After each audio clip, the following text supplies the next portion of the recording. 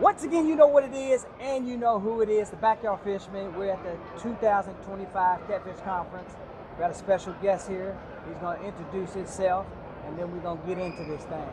What's going on, everybody? My name is Warden. I am a professional catfishing angler from Virginia. I'm currently growing. I'm trying to just spread the word and, tell people what catfishing is about, show them what it's about. Show them if I can do it, you can do it too. So, what part of the state you from? I'm from Richmond, Virginia. So in Virginia, what fish do you target? I typically target, I fish along the James River and the Appomattox River, and I also fish a couple lakes that are local, Lake Kerr, Bugs Island, and basically in those lakes, I like to target blue catfish, channel catfish, and flathead catfish. What rigs do you use? When it comes to rigs, I typically use a whole bunch of different stuff. I use what I personally like. Sometimes I use bare leaders where it's just a straight leader and a hook. Sometimes I have double hook rigs. I use Bobman's 2-hook leaders. And them things produce big fish, man. Let me tell you, you think about having one hook and just having one little piece of bait on the hook. Well, what happens when you put 2 hooks and 2 pieces of bait? You up your chances on a bigger fish, They say bigger bait, bigger fish, and I truly believe that that's true. Some people swear by small bait, but, I just think it's preference. It's what you think will work, So in Kentucky, we got all sorts of catfish, flathead, channel, blues. What is, out of all the catfish, what are your favorite catfish to target? Personally, I like targeting flathead catfish, and the reason being is because they're just unique fish, man. When they come out of the water, they got all kinds of different colors on them. Sometimes they're speckled, sometimes they look like the color of the bottom of the river. It might be orangish, reddish, sometimes they're yellow. They got different colors, and I like the way that they fight too, man. They're different. They're completely different fish. You know how you have bass and crappie and stuff, and they all eat different things, and catfish are the same way. A blue cat predominantly wants to eat gizzard shad, but when you're fishing for flatheads, you want to use something like a bluegill or a crappie or a shell cracker, a smaller bait fish, and they will eat gizzard shad too, just like the blue cats will. But predominantly when I'm targeting flatheads, I'm using smaller bait fish, white perch, bluegill, like I said, any kind of shell cracker, pumpkin seed, any kind of smaller bait fish. I like to use natural baits, anything that's already in the lake or the river, because you got to think if these catfish are down there 24/7, they're going to eat what's at the bottom of the lake. So if you give them a nice, nasty, bloody, natural presence, and not something that has all these loud clackers and just extraterrestrial stuff on your leader, if you give them a more natural presence, you have a better chance of catching bigger fish, and it's proven. So in Kentucky, we just have the Ohio River. Mm-hmm. Could you explain to the people out there, that you being in Virginia, what variety of fish and water you have a chance to catch fish in? Yeah, so like I said earlier, we got the James River, we have the Appomattox River, we got the Pamunkey River, we got the Adaponi. We got a whole bunch of different river systems, and they're all tidal based. So they have tide, and your tide changes every 6 hours. So every 6 hours, your tide goes up, and it goes left to right, and it goes down. So every 6 hours, it goes up, and then every 6 hours after that 6 hours, it goes down, and it changes direction.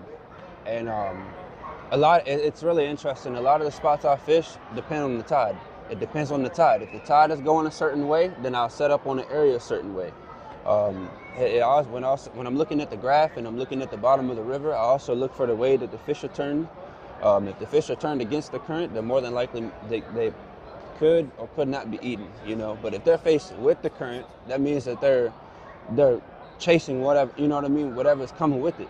Not only that, but if you see a fish that's suspended in the current, that's a feeding fish. He's up in the current looking for bait. So that's what I like to target, and I truly have a blast doing it.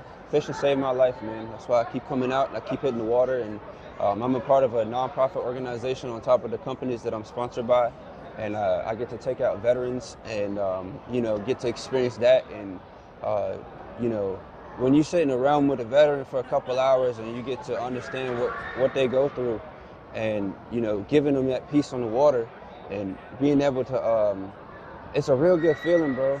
Especially if you put a veteran on a fish, and it's like, man, like you see him smile and stuff, and it's real heartwarming. I feel like it is. It's passion. It's passion. That's what fishing is, man. So you said you like getting in, taking out veterans. Could you explain to people how veterans just shape the world and how important it is for us to take care of our veterans? Yeah. So they say every day 22 veterans die. Every day, 22 veterans commit suicide, and my grandfather, I have a lot of military family. My grandfather was in Vietnam, and over the years, I've seen what PTSD does to him.